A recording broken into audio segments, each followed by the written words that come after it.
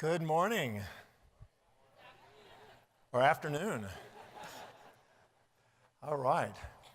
Wasn't that an inspiring session just before? Very meaningful. Yes, thank you. Well, we got to have the ritual in the front row. This gentleman right here who's walking in has been sitting in the front row at the Parker Seminar for 31 years each time. And I don't think he's missed one. Thank you. All right. So I have the next 45 minutes or so with you. And I'm going to talk about mission and practice. And how many have never heard me speak before, just so I have an idea? Okay, a few of you, good.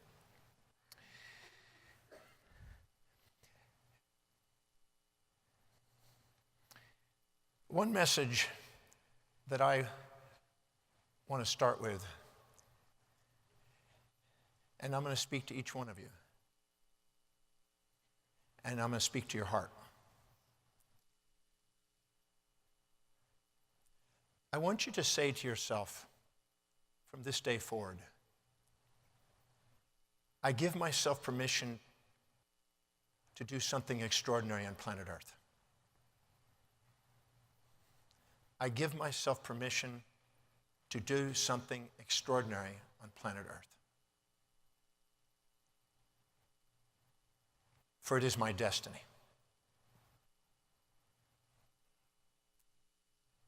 So often,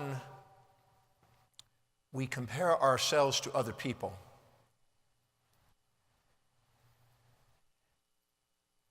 And judge ourselves in comparison,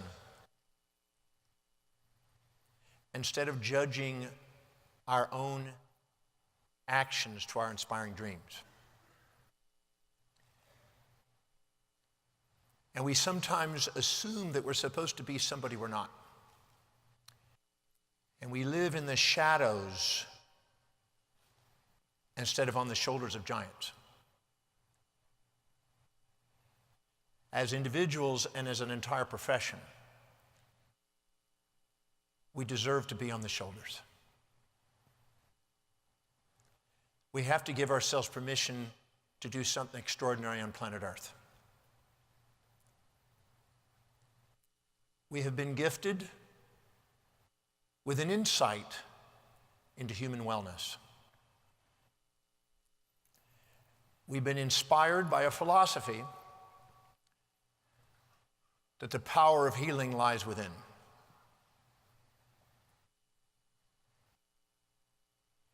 We don't want to forsake that great wisdom. We want to share it and shine it and exemplify it so we can do something extraordinary on planet Earth. We work with our hands, our hearts, and our minds, and we transform lives every day. The impact we have is to the degree of our congruency. How congruent are we? Every individual lives by a set of priorities, a set of values, things that are most important to least important in their lives.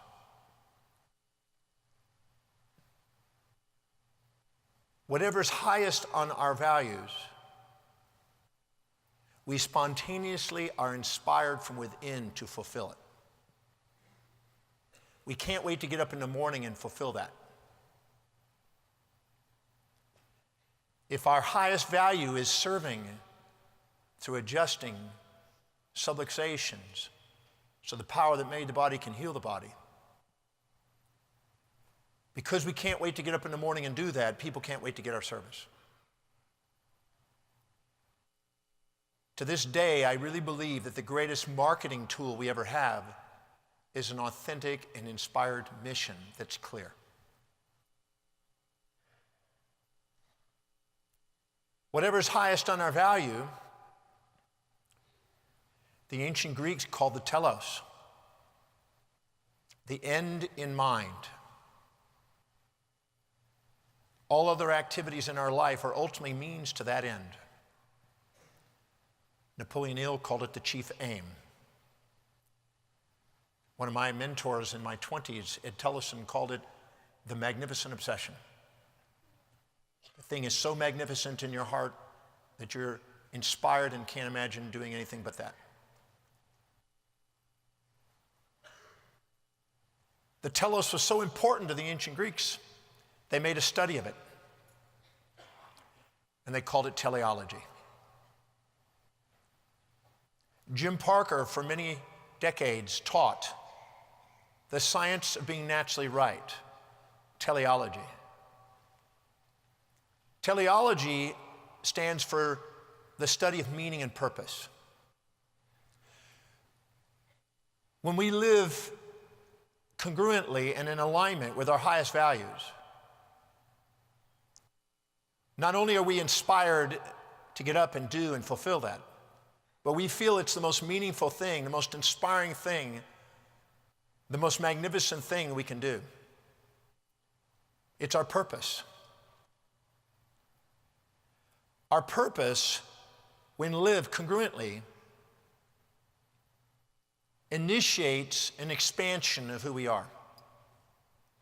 Every time we set a goal that's aligned and congruent with the highest value, the telos, our space and time horizons expand. Our vision becomes crystal clear. The primary thing that stops us from living by the telos is that subordination to outer influence. That's why one of the great philosophers said, I'd rather have the whole world against me than my own soul. Your telos is the direct line to the soul, the state of unconditional love for your life, because when you're doing what you really love every day and you're inspired by it, you feel grateful and you have grace and you're inspired. And every human being on the planet is magnetically attracted to anybody who's exemplifying this authenticity. Our patients are magnetized through the science of being naturally right when we're authentic and congruent and we're inspired and clear on our mission of service.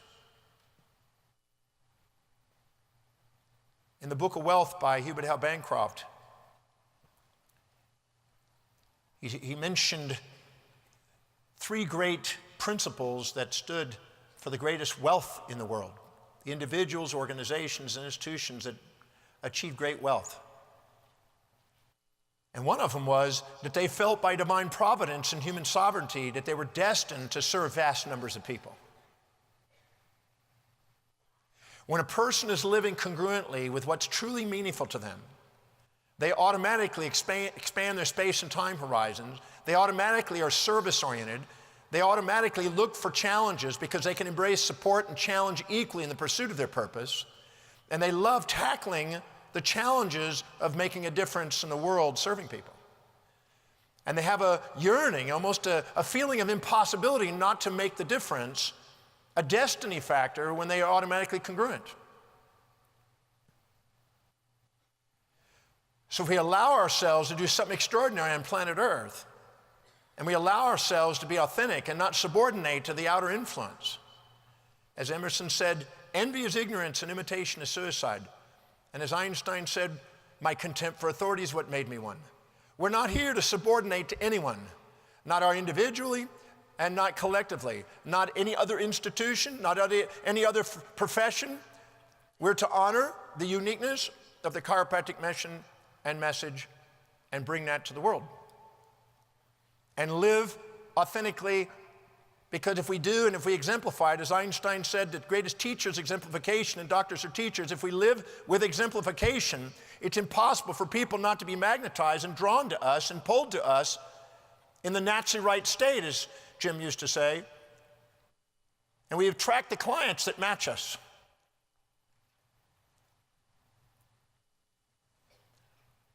Every time we set a goal that's aligned with our values, we have the highest probability of achievement.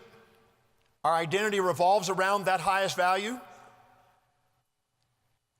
And we achieve, and every time we achieve, we give ourselves permission to expand a greater achievement, bigger in space, bigger in time, until our vision goes beyond our local community to our city, to our state, to our nation, to our world and beyond. And the greater our vision, the easier it is to manifest our outcome. I've said on this stage many times, if we want to make a difference in ourselves, we have to have a vision at least as big as our family. If we want to make a difference in our family, we have to have a vision as big as our community. If we want to make a difference in our community, we need a vision as big as our city. If we want to make a difference in our city, we need a vision as big as our state. If we want to make a difference in our state, we need a vision as big as our nation. If we want to have a national influence, we need a global vision.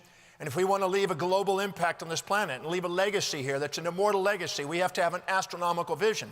We have to be a celestial soul looking down on a terrestrial mind and go do something extraordinary on planet Earth. And we have to give ourselves permission from an authentic state, from the telos, to live a chiropractic message and mission and vision and let nothing on the outside stop from the vision from the inside. If we do, no mortal can interfere with our immortal vision, because the magnitude of our space and time continues to expand until it extends beyond our own mortal existence. And there's something magnetism that we have when we're in that state. We draw and magnetize people. We synchronize. We're at the right place, right time to meet the right people and synchronize. The second we're authentic.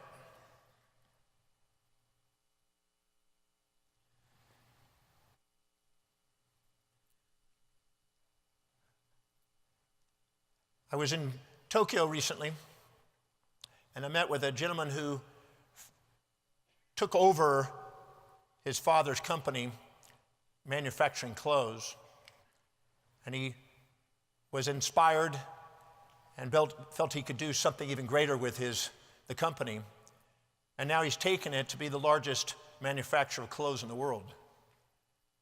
And I had a meeting with him because he's incorporating some of my methodologies throughout his company around the world. And he was telling me about his mission.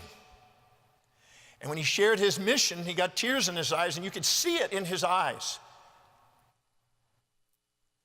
A chiropractor who is inspired and is congruent and is authentic and is focused on serving, you can see it in their eyes.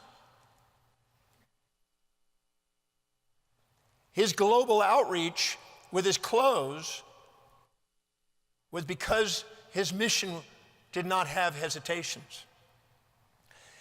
The cloudiness of our vision is based on all the injected values of others we subordinate to. When we stand on the shoulders and there's no subordination, we see our vision. Our vitality in life is directly proportionate to that vision. But every detail left out of that vision, because of the injections, becomes the obstacle and challenge we face in the manifestation of that vision on the earth. But he manifested a global impact because he was clear.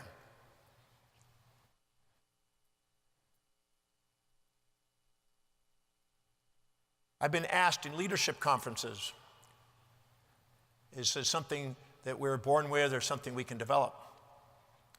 The answer is both. Many people have the potentiality of great leadership, but because they subordinate to so many outer influences, they don't give themselves permission to be authentic, and they don't set goals that are really, truly them. Your practice will automatically, spontaneously expand the moment we are authentic. We just have to have a real mission of serving. She beautifully said, you can't fake that. So true.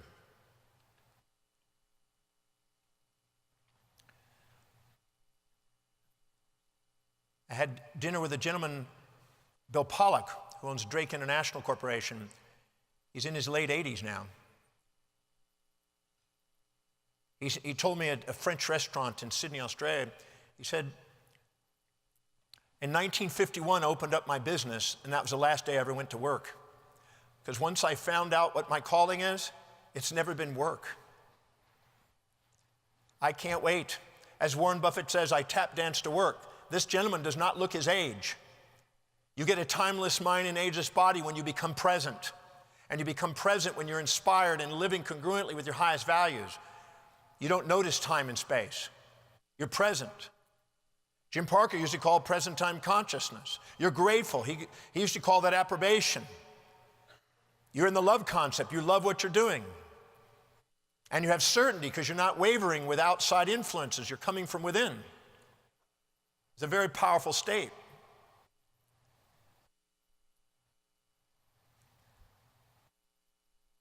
Peter Lynch used to be with Fidelity. He said there are 4 things that are common to great companies.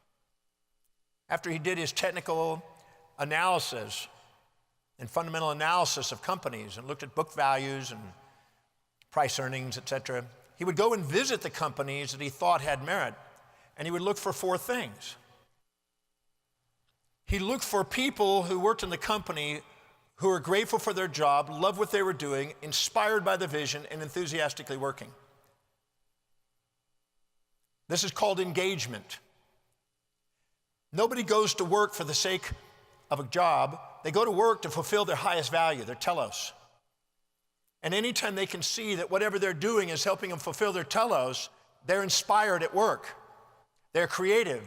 They take ownership of the job. They come up with solutions. You cannot stop a company from growing. You can't stop a practice from growing the second the people are with those 4 states. They're grateful for their job, they love what they're doing, they're inspired by the vision, and it's clear, and they know what they're dedicated to, and they're enthusiastically working. Time times intensity gives results. The more intensely they focus, the more they cluster their activities, the more empowered they are, the more powerful that magnet in attracting naturally right patients. I've had my stinking thinking ingratitude attitude in my office, and I've had people dissipate, and I've also been on track and on target and on tune and on time and focused, and I've seen the telephones ring and people come in. The universe rewards authenticity. The universe rewards congruency. It rewards exemplification.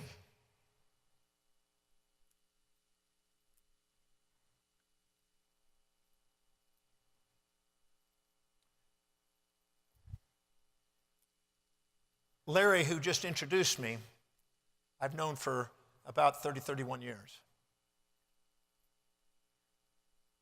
And he asked me to speak at his own programs many years ago. And I'm very grateful for that. And I'm going to share a story of what happened at his program that'll apply to what my message is today.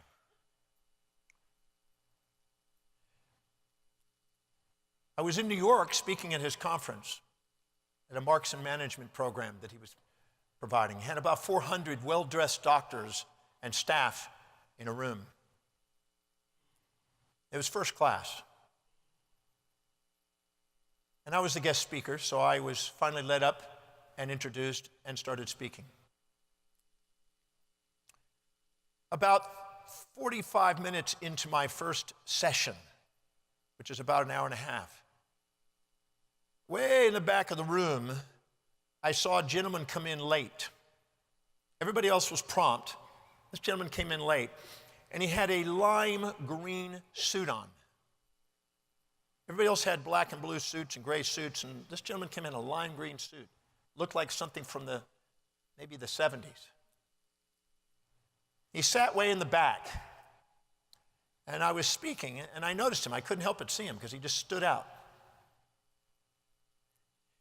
And I was talking about prioritizing what you do in your practice. As long as you do low priority things, you'll have a low priority practice.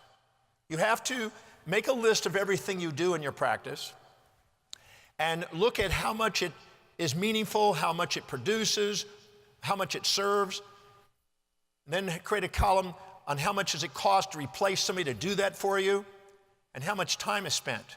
It's wise to prioritize what you do and identify the most important thing you can do as a chiropractor and make sure you delegate low priority things or lower priority things to other people so you can surround yourself with people who are inspired to do the things that are necessary and essential, but not by you. Because as long as you do low priority actions and do the XYZs and not the ABCs, you will lower your self-worth and net worth, and you will literally let the universe know that you don't have order yet, and it draws less patience to you. You have to prioritize and live by the ABCs if you want to grow self-worth and outreach. And I was talking about how important it is to, your number one focus is the mission of sharing your mission and your message and your vision with people. And that is then locating and adjusting subluxations on people and caring about humanity. And I shared some stories about some cases in my practice that were heart-opening. Some of you have heard those stories before. From the boy who was in a coma that came out of a coma to the boy who was blind that could see, etc. And then I had a break. And when I finished at the break, I came back up on stage. That gentleman in the lime green was sitting in the front row. Now he stood out. He's right in front of me. And as I was speaking on the next hour and 15 minutes, he's leaning over and he's crying. Because I told him that you never want to forget the moment you were called into the profession, the moment you were awakened and tapped on the shoulder by your mission, and access that mission. Because those without a mission, those without a vision, those without a message, they perish. And somehow what I said to him made him cry. And here he was crying. His eyes were tearing, his nose was dripping, he was just leaning over. And when I finished my session, he came up to me and put his arms around me and cried on my shoulder, just snotted all over it. Tall guy. And then he walked off sort of in a daze. Well, that was a Thursday when I spoke. I went on Friday to go to another city and I spoke on the weekend somewhere else. And on Monday, I was back in my practice. And about 5 o'clock on Monday, I get a call. Well, first I get my assistant came up and said, there's a doctor on the phone. He really insists on chatting with you. And I said, okay, well, who is it? And he said his name. I said, well, I don't remember his name, but I get on the phone with him and he says, Dr. Demartini, you may or may not remember me, but I met you last Thursday. He says, I was the gentleman that came up to you after you did your speech, and I gave you a big hug with tears in my eyes. And I went, yeah, I remember you. He said, thank you. I said, what happened? He said, just thank you.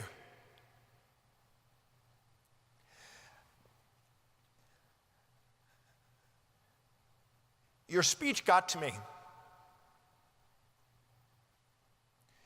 You see, Dr. Demartini, I graduated from chiropractic college 10 years ago. And when I graduated, I always thought doctors that went to seminars, if they had to go to seminars, they weren't very good. I thought if I was good at what I do, people would just come and find me. Well, I went out into practice. And Dr. Demartini, I have floundered for a decade. I've struggled for a decade. My wife is a teacher. If it wasn't for her teaching income, I wouldn't be in practice. The most I've ever seen is 18 patients. I average 9 a day.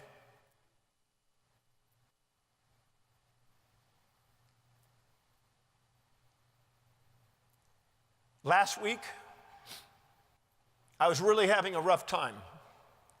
And I was thinking that I would be better off for my family dead with an insurance policy than continuing the way it's going.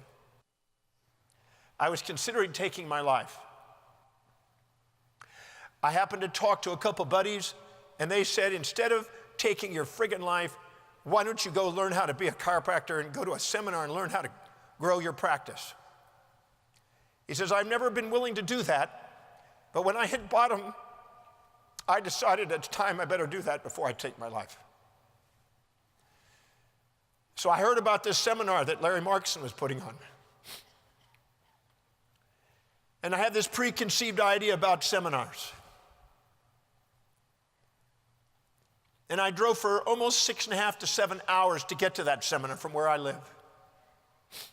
I was driving in the same car that I graduated from chiropractic college in because I haven't been able to afford a new car.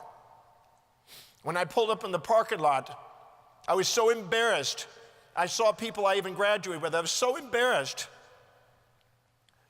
that I pulled way out in the back of the parking lot, away from everybody, while they were all going in. I sat in my parking lot, and I ducked down low so nobody could see me.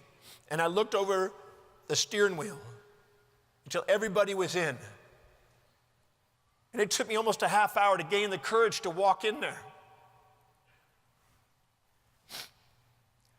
But I thought, if I don't go in there, I'm going to kill myself. So I finally got in there and I walked in. And I came in the back of the room. And I told him I remember when he came in. And I had a preconceived idea about these people speaking at these seminars. And there you were, this fast-speaking, wiry, skinny guy talking about the cosmic AT&T system and about if you're clear on your mission, you're going to draw patients to you. And I thought, this guy's nuts. And I was just about to walk out, and you said that I didn't choose chiropractic, it chose me. And never forget the moment you were chosen.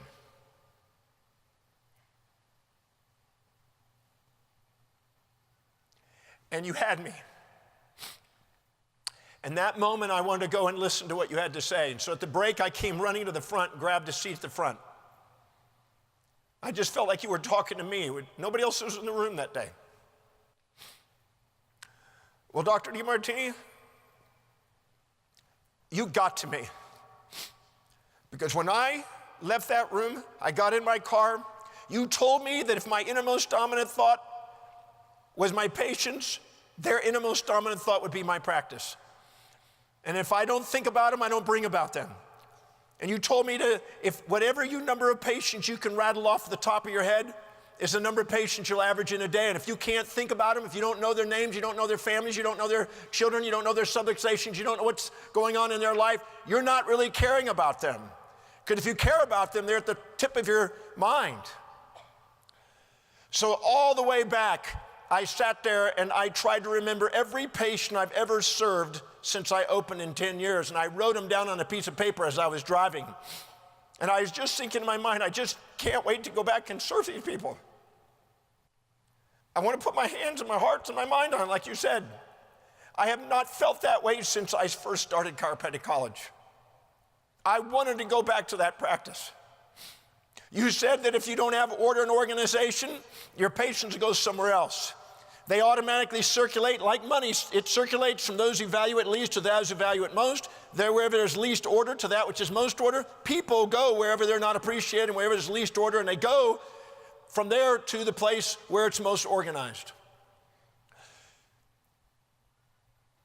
So I went back to my office. I did not go home. Up until that day, I did not feel I deserved my wife. But on that drive home, I felt I was going to make a difference. I felt renewed. I went to my office. I didn't go home. I went to my office and I cleaned my entire office. I got patient files ready. I got prepared for patients. I started memorizing patients' names. I started thinking about them. I started seeing in my mind's eye every detail. Like you said that if you can see from the time they call to the time they refer, and you can see every detail, any detail you leave out is the obstacle you face. You said if you can see it all, you can manifest it all. I sat and I visualized that and sat in my office and cleaned it and visualized patients there, and everything was going to say, everything that they were going to say, how is it going to respond? I got prepared. I've never done that in my practice. I was so inspired that when I got home, I hugged my wife. I felt that I deserved her.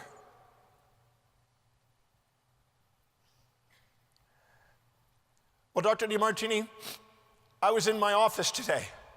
I saw 52 patients. People that were not scheduled showed up. People that were not referred. People walking came by.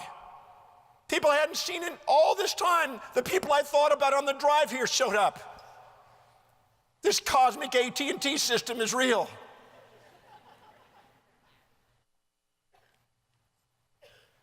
So thank you for giving my life back. Thank you for reawakening my mission and vision and message of chiropractic, because right now, nothing's going to stop me now. I now know what's possible. We got to give ourselves permission to do something extraordinary on planet Earth.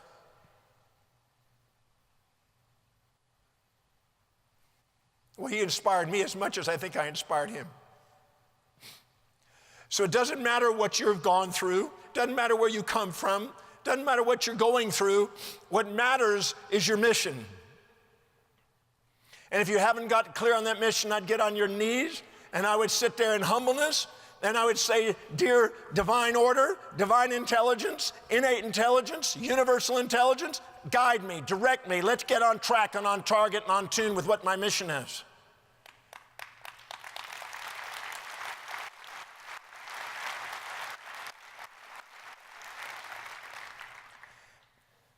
Because as B.J. Palmer says, there's a bigness of the person within. There's something more profound on the inside than there will ever be on the outside.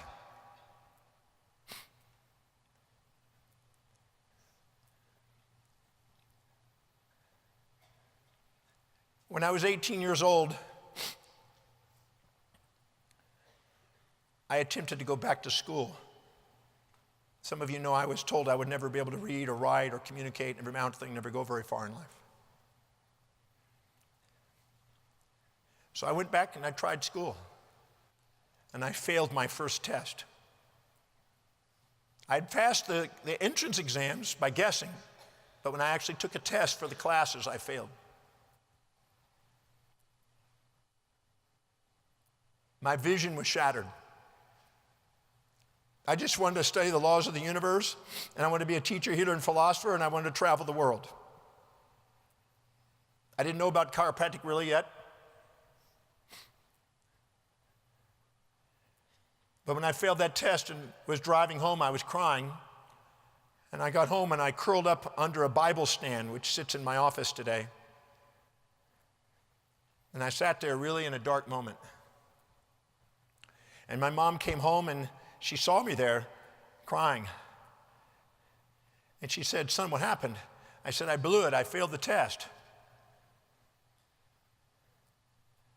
I guess I don't have what it takes. I guess I'll never read or write or communicate, never amount to anything, never go very far in life. She didn't know what to say.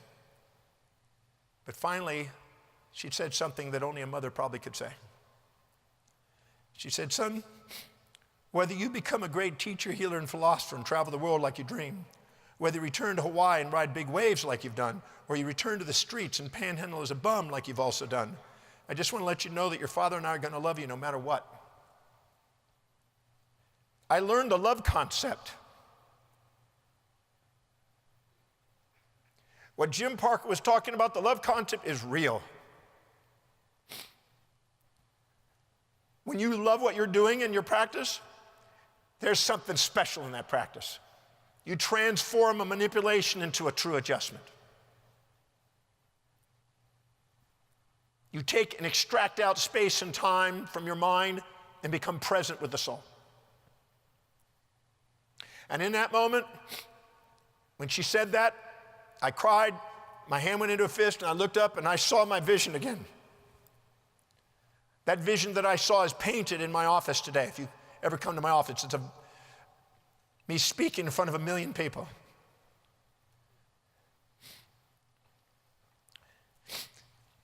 And with my hand in my fist, I said, I'm gonna master this thing called learning. I'm gonna master this thing called studying and reading. Master this thing called healing and philosophy. I'm gonna do whatever it takes. I'm gonna travel whatever distance. I'm gonna pay whatever price to give my service of love across planet Earth. I'm not gonna let any human being on the face of the earth, not even myself, stop me from my mission. And when I said that, there was no turning back. I got up, I hugged my mom, I went into my room, and I started to get a dictionary out, and I learned how to read. And I started memorizing 30 words a day until I could pass school and excel. That love concept transformed life. When you have a patient walk in your office and you have the love concept, you cannot not transform their life. Because every human being desires to live from that authentic state. and by you exemplifying it, there's a magnetic power that you have that automatically draws more people. They can't wait to want to refer. You have the God within, the Spirit within, and the enthusiasm within that's not stoppable. Well, I took off in school.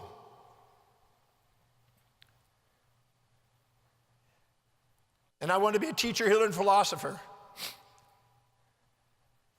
And when I found chiropractic, I knew that was the pathway of the healing arts. Even though I was in undergraduate pre-med, because that was the only path they had, I never felt there was an excess of organs or a deficiency of drugs. I believed that there was a power within the body that could heal the body. And there was an adjustment. When I found out about chiropractic, I fell in love with it. I read the chiropractic story by Marcus Bach, and I saw that, and I went in there, had tears in my eyes. I said, this is the path of healing arts that I am dedicated to. And so today, I'm a teacher, healer, and philosopher, traveling the world, stepping foot on countries around the world. You never give up on your mission. You let nothing stop you from your mission.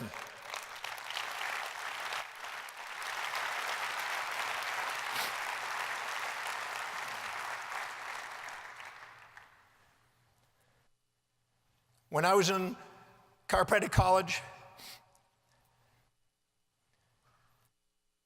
I was blessed to be able to use quite a few of the treatment rooms in the clinic. I did very well in the clinic. I helped other doctors get through their credits. I had an CA actually working for me there.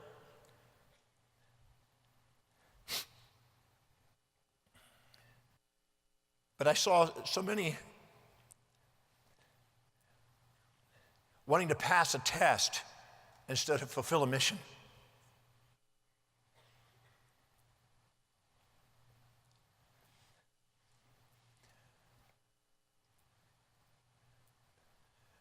Don't settle for mediocrity.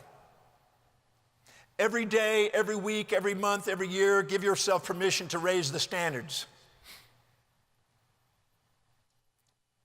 I've said there's 5 S's of leadership.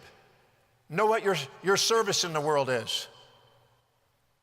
Gain specialized knowledge in it. Dedicate your life to being a master of adjusting, a master of procedures, master of philosophy, a master of practice building. Master it. No option.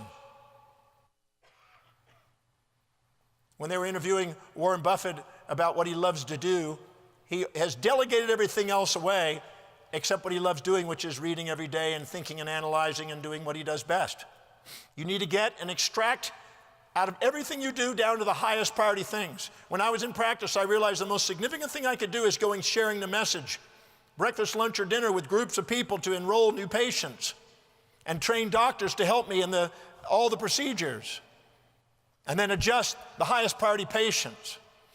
Anything less than that needs to be delegated, because you won't be inspired unless you're doing what you're here to do. And the moment you do, you won't be able to stop the expansion, because it's innate. It is our nature. It is our destiny to expand. And we're not here to subordinate as an individual or as a profession. And I'm seeing some of this as I'm traveling. I'm seeing some subordination of our own profession to other professions. I don't want to be second to another profession. I want to be first as a chiropractor.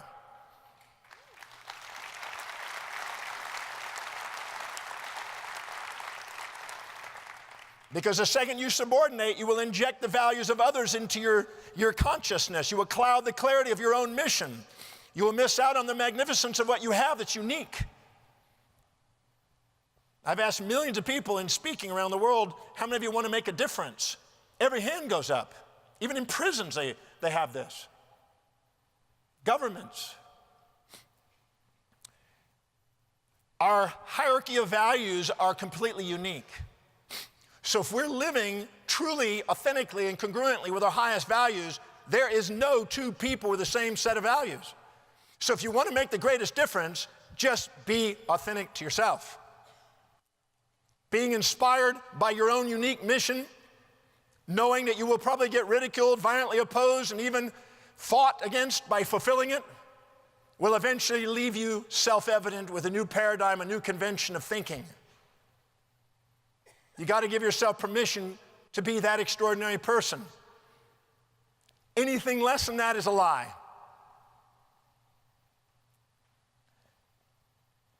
When somebody asked me, where do I see the profession going in the future? I said, if you're asking me, you're not a leader. Because if you were a leader, you would tell me. So my time is up, so I'm going to leave on this note. Give yourself permission to do something extraordinary on planet Earth. You're part of something bigger than what we even comprehend with our educated mind. Out of the entire universe, the most significant thing ever found in the universe is a brain. Most complex, differentiated, most amazing thing that's ever been discovered in the universe, the brain. And the brain has a life influence. It coordinates and governs and masters the entire body. And that's the most intricate thing that's ever been discovered. And this mental impulse is something, as a chiropractor, we specialize in. We specialize in the most magnificent structure. We specialize in the most magnificent expression. And we do it with the most amazing body on planet Earth. So let's go forward from that perspective, that we have something special on planet Earth as a mission and a message and a vision to share. And let nothing on the planet stop us from fulfilling our mission. Thank you.